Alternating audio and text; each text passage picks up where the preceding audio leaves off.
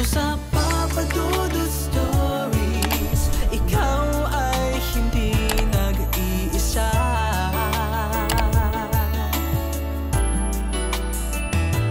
Dito sa Papa Dudut Stories, may nagmamahal sa'yo. Papa Dudut Stories, Papa Dudut Stories. Dear Papa Dudut, sa lahat po ng mga nakatutok ngayon, huwag pong kalimutan mag-like, mag-share at mag-subscribe. Maraming salamat po sa inyong lahat.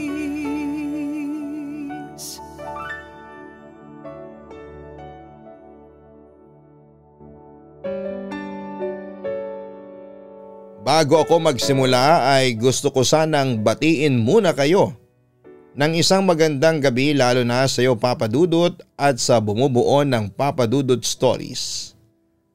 Tawagin niyo na lamang po ako sa aking palayaw na Gram. Nakatira ako ngayon dito sa Tacloban pero Tubong at Balogan ako. Marami akong gustong i-share sa inyo, lalo na ang masalimuot na kwento ng pag-ibig ko. Pero ire-reserve ko muna yon. At sa halip ay ibabahagi ko muna sa inyo ang aking kwentong kababalaghan na aking naranasan may ilang taon na ang nakakalipas. Papa Dudut, bata pa lamang ako ay hindi na iba sa akin ang kababalaghan dahil nakakakita ako ng mga nilalang na hindi kayang maarok ng 5 senses ng normal na tao. Dahil sa kakayahan kong ito ay madalas akong mapagkamalang baliw o weirdo, kaya halos wala akong kaibigan noong kabataan ko. Pero hindi naman masama ang loob ko doon kasi introvert naman ako at palaging gusto kong mapag-isa. Samantala kahit na nakakakita ako ng mga hindi pangkaraniwan, hindi ako affected kasi napapansin ko na parang nilalayuan o iniiwasan nila ako. As in, kapag nakakakita ako ng multo, imbis na ako ang matakot ay sila pa ang natatakot sa akin. Siyempre ipinagtataka ko yon, Papa Dudut. Kaya humingi ako ng tulong noon sa kakilalang albularyo at ikinuwento ko ang mga nangyayari sa akin. Sabi ng albularyo sa akin ay meron daw talagang mga taong nilalayuan ng mga multo. Kumbaga raw sa science, lumalapit daw ang multo sa isang tao kung magkaiba ang energy na nilalabas ng bawat isa. Kunwari, ang isang tao ay nagre-release ng positive energy. Lalapitan siya ng mga multo na negative energy ang inilalabas. Pero sa kaso ko raw, ay negative energy daw ang nilalabas ko. Kung kaya't lumalayo sa akin ang mga paranormal beings dahil halos lahat sa kanila negative energies ang dala. Sa madaling sabi, opposites attract. Basta Papa Dudut, ganon ang paliwanag sa akin noong albularyo. Surprising pero hindi na ako nag-research pa sa mga positive o negative energies na yan. Hinayaan ko na lamang silang lumayo sa akin, at least hindi masisira ang mental condition ko sa mga yon. Pero noong 4th year high school ako, may nangyaring hindi ko inaasahan. Nangyari ito around 2 AM, tandang-tanda ko ito sa dami-rami ng nakita kong multo. Isa ito sa mga pinakakinatakutan ko ng sobra. Papa Dudut, bago ako matulog ay palagi kong sinasarado ang bintana sa gilid ng kwarto ko. Katapat kasi ng bintana ay isang puno ng niyog. Natatakot kasi kami sa puno na yon kasi sabi ng albularyo, may nakatira daw na elemento doon.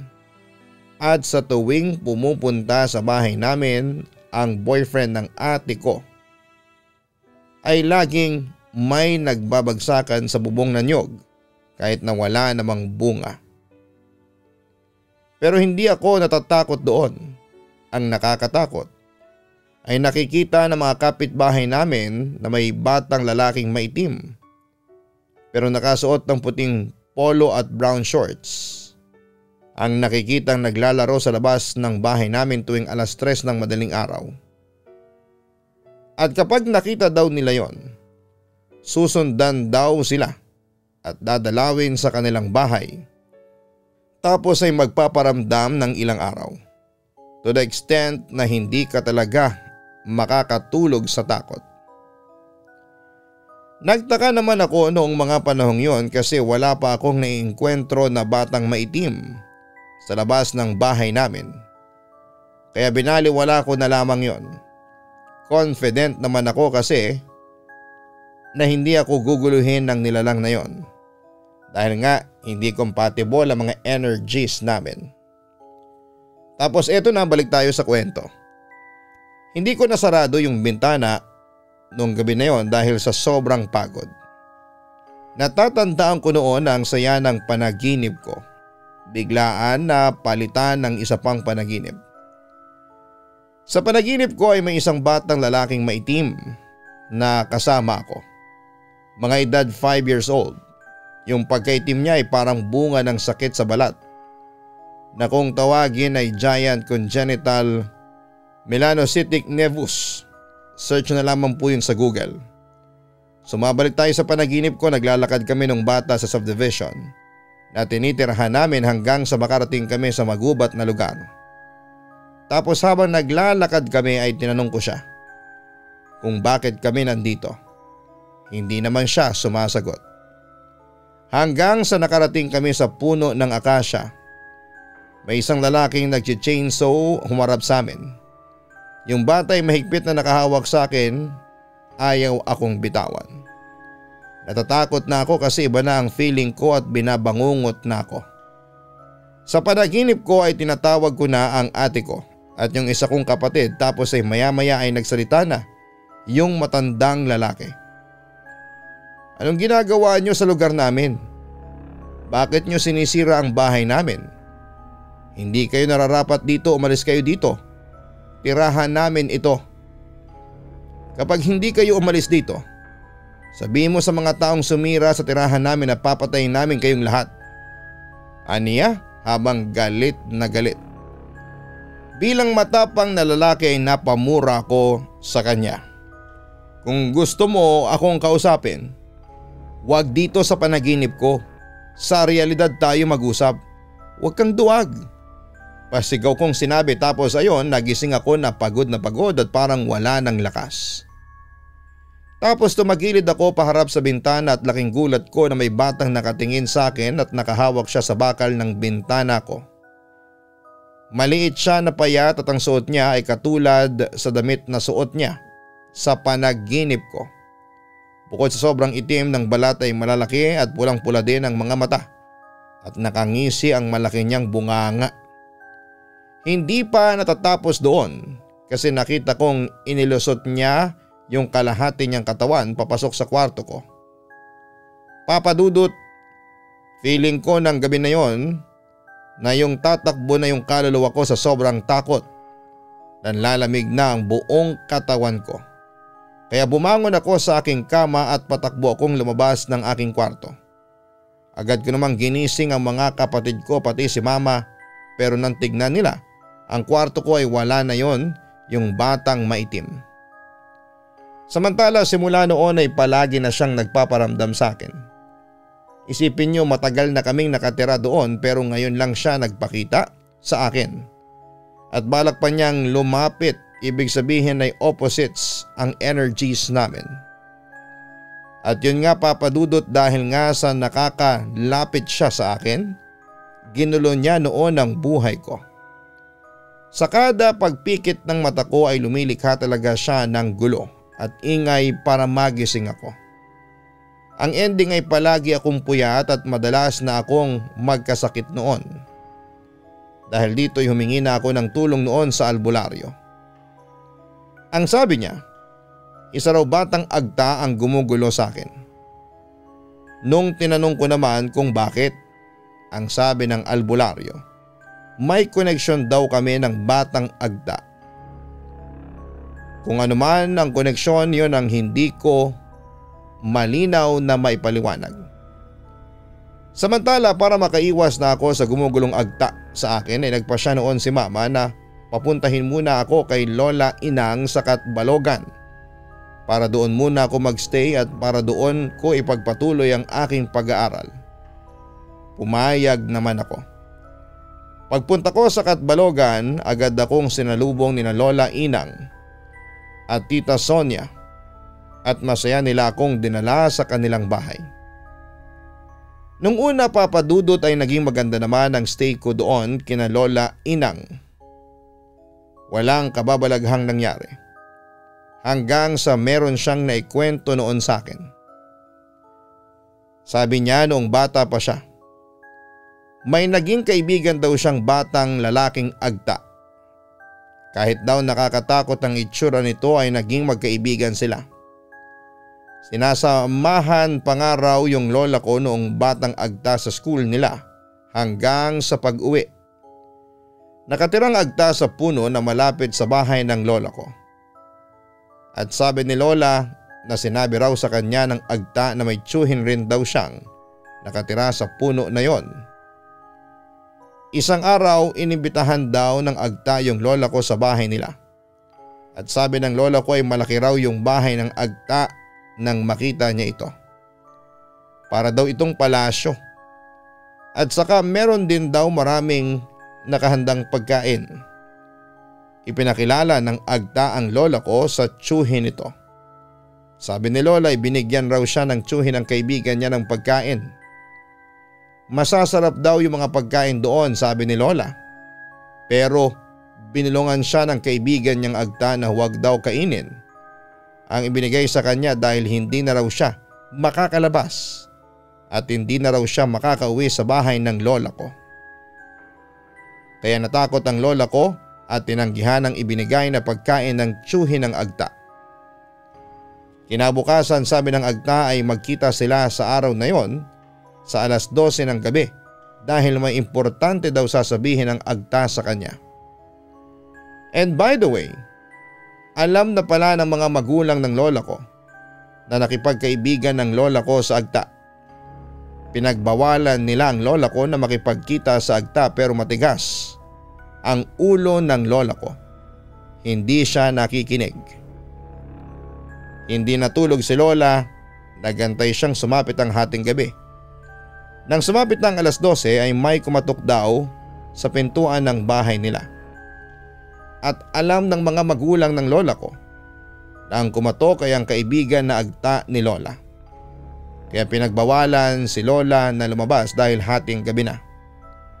Nagpumilit si Lola pero hindi talaga siya pinayagan. Kaya umiyak na lamang si Lola hanggang sa nakatulog. Napanaginipan raw ni Lola ang agta sa gabi na yon. At ang sabi raw nito ay nais kong magpakita sa gabi na ito dahil hindi na tayo magkikita, kaibigan. Aalis na kami sa lugar na ito. Alam kong hindi ka pinayagan ng mga magulang mo na lumabas pero may iniwan ako para sa iyo. Isang munting regalo. Isa itong kwintas. Inilagay ko ang kwintas sa ilalim ng mga platito ninyo sa kusina. Sana ito'y iyong nakita.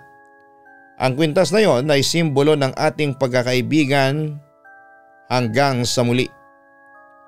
Kinabukasan ng magising si Lola ay agad siyang tumungo sa kusina nila sa lalagyan ng mga platito nila at chinek if nandun ang kwintas.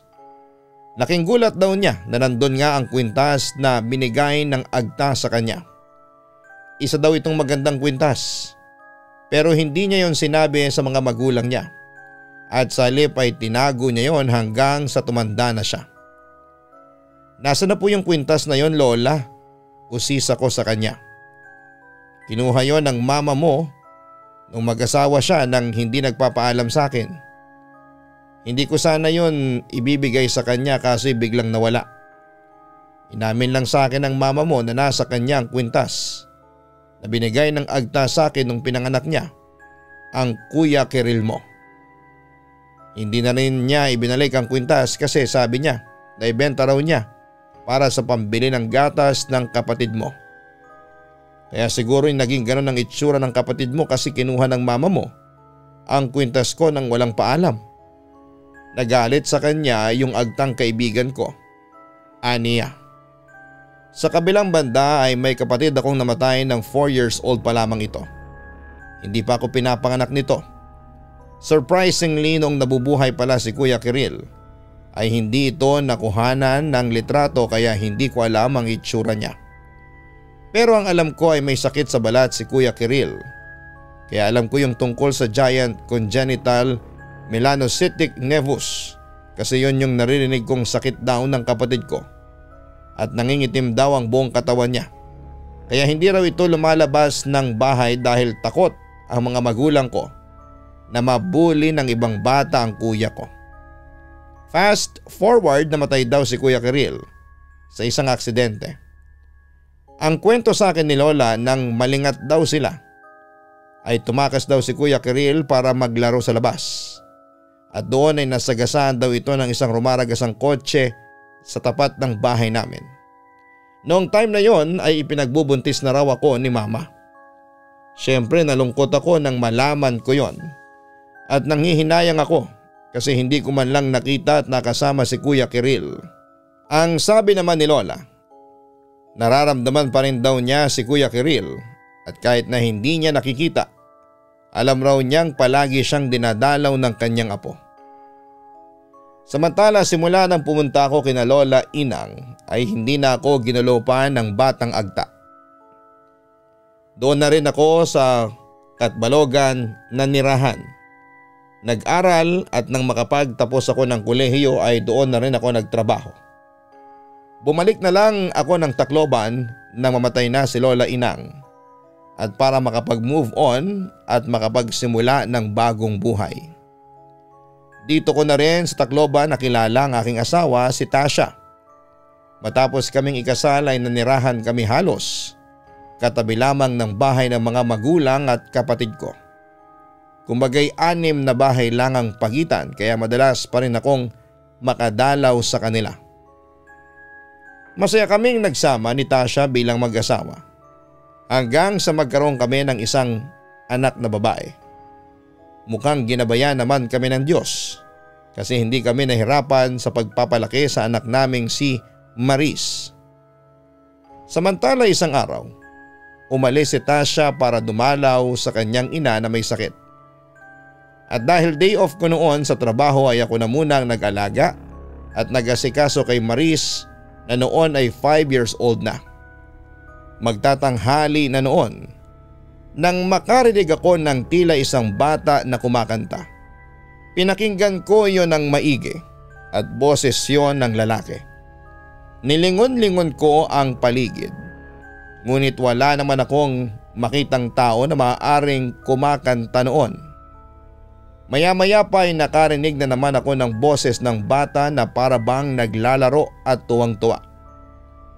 Nagsimula ring magsigalawan ng mga gamit namin sa bahay na para bang may naglalaro noon. Papalapit yon ang papalapit sa amin ng anak ko. Dahil dito ay agad kong kinarga noon si Maris habang natutulog ito sa folding bed. At sabay kaming lumabas ng bahay. May third eye ako pero hindi ko nakita kung sino o anong nilalang ang biglang gumambala sa amin. Narinig ko lang siya. Nang tumawag naman si Tasha para kumustahin kami ni Maris, ay agad ko yung ikinuwento ang naranasan ko. Ibinaba ko muna pansamantala ang anak ko at hinayang maglaro sa labas ng bakura namin. Baka naman guni-guni mo lang yon, Gram. Paano nagkaroon ng bata dun? Baka sa gutom mo lang yan. Ang sabi ni Tasha na halos ayaw pa nitong maniwala. Papadudot, alam pala ni Tasha na may third eye ako. Pero iba ang relihiyong kinagisnan niya. Hindi kasi sila naniniwala sa mga supernatural o paranormal phenomena. Kaya hindi niya ako pinapaniwalaan kapag nagkukwento ako na nakakakita ako ng mga nilalang na hindi nakikita ng mga normal na tao. Samantala habang nag-uusap kaming mag-asawa sa phone ay narinig din naming tila may ibang kausap si Maris. Pagtingin ko, nakita kong nasa kusina na pala ito at nagsasalita itong mag-isa. Dahil sa takot ay agad kong binaba muna ang cellphone ko at pinuntahan ko ang anak ko. Nung kinarga ko na ulit si Maris ang anak ko ay napansin kong may mga bakas ng maliliit na paa sa sahig na gawa sa putik. Kaya dali-dali kaming lumabas ulit ni Maris at sinarado ko muna yung main door para hindi makapasok ang anak ko. So habang naglalaro ang anak ko ay may sinabi siya sa akin na nagpataas ng balahibo sa katawan ko. Nagtatampo si Kiril sa inyo, Papa, kasi ayaw niyo siyang pansinin, aniya. Napatingin ako sa anak ko. Anong sabi mo, Kiril? Nagtataka kong tanong. Opo, Kiril po ang name niya, sabi po niya. Kapatid niyo raw po siya. Natigilan ako. Tapos mamayang kaunti ay pinadescribe ko sa kanya kung ano ang itsura ni Kiril. Yung sinasabi niya ay eksakto sa description ng batang agta na gumagambala sa akin. Hindi ako nakakibo noon, Papa Dudut, hanggang sa lumipas ang ilang minuto. May na-realize ako. Baka yung inaakala kong batang agta na gumagambala sa akin ay si Kuya Kiril pala at hindi niya talaga ako gustong gambalain kundi gusto lang niyang makipaglaro sa akin. Sa puntong yon ay naiyak ako habang iniisip ko na yung inakala kong batang agta ay ang kapatid ko palang matagal nang namatay. Nung araw ding yon ay pumunta kami ni Maris sa albularyo at dinala namin siya sa bahay namin para makipag-communicate kay Kuya Kiril. Kahit kasi na may third eye ako ay hindi ko magawang makipag-communicate sa mga multo dahil nga sa energy incompatibility. At doon ko nakumpirma na si Kuya Kiril nga yung inakala kong batang agta. Kaso'y nalungkot ako sa sinabi ng albularyo. Noong mamatay daw si Kuya Kiril, ang kaluluwa daw niya ay kinuha at inalipin ng lamang lupang nakatira sa bahay namin. Ito yung nakita ko sa panaginip ko na nagbabanta na papatayin kaming lahat kapag hindi kami lumapit. Pero nawala na raw ang lamang lupang yon, kaya etong kaluluwa ni Kuya Kiril ay naging kaluluwang ligaw. At na-attach daw ito sa akin kaya sumusunod siya saan man ako magpunta. Sa kabilang banda, sinabi ko naman kay Mama ang lahat ng nalaman ko. Kaya kinabukasan ay agad kaming nagpamisa para sa kakatahimik ng kaluluwa ng kapatid ko. Palagi din namin siyang sinasama sa dasal namin sa Panginoon na sana'y gabayan niya at dalhin sa liwanag si Kuya Kiril.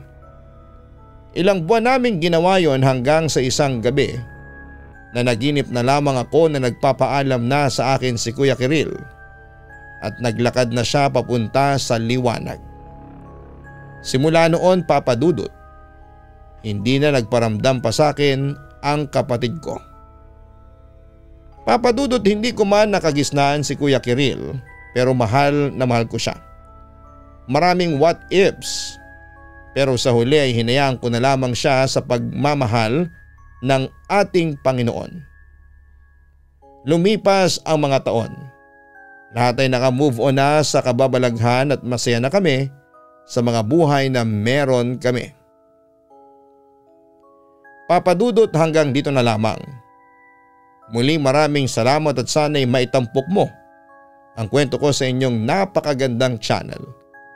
More power po sa Papa Dudut YouTube channel sa inyong segment na Papa Dudut Stories. Lubos na gumagalang, Gram. Maraming salamat, Gram, sa pagbabahagi mo ng iyong kwento sa aming programa. Masaya kaming marinig na sa wakas ay natahimik na rin ang kaluluwa ng iyong yumaong kapatid na si Kiril. Hindi ba sinong mag-aakala na yung batang agta na nakikita mo ay hindi pala talaga agta kundi ang kaluluwang ligaw ng iyong kapatid. Everything happens for a reason. Lahat ng mga bagay na nangyayari sa buhay mo ay merong malalim na kadahilanan. At ang pagpapakita ni Kiril sa iyo ay ang kanyang way para makilala kanya at makasama kahit na magkaibang mundo na ang inyong ginagalawan. Huwag kang magsasawang ipagdasal ang kapatid mo sa Panginoon. At huwag mo rin kakalimutang magpasalamat sa kanya dahil binigyan ka ng masayang buhay na hindi naranasan noon ng iyong kapatid. At mga ka-online na may sakit na katulad ng kay Kiril, don't lose hope. Don't lose your confidence. Maging matapang at matatag sa mga hamon ng buhay na dumarating sa inyo. And always pray to God, to our Almighty. Huwag kalimutan na mag-like, mag-share at mag-subscribe. Hanapin po ang Kaistorya YouTube channel. Ito po ay narrated by Jason Steele. Ito po ay isa pa naming YouTube channel na nagtatampok naman ng mga horror stories. At syempre yung aming Papa Dudut Family YouTube channel na kung saan ay pwede po kayong manalo ng 500 GCash sa every episode. Kung papaano, abay manood po kayo niyan ng Papa Dudut Family YouTube channel. Maraming salamat po.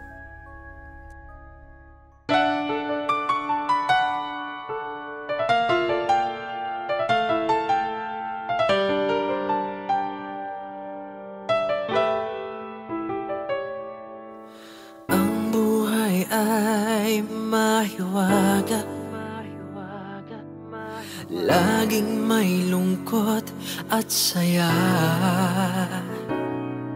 Sa Papa Dudut Stories, laging may karamay ka.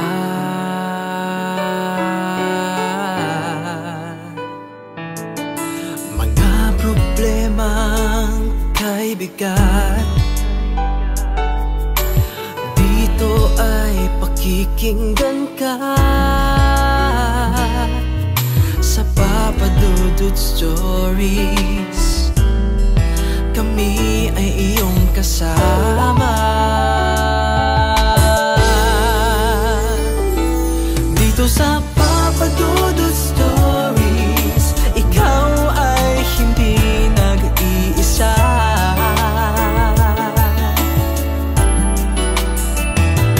Dito sa Papa Dudut Stories, may nagmamahal sa'yo.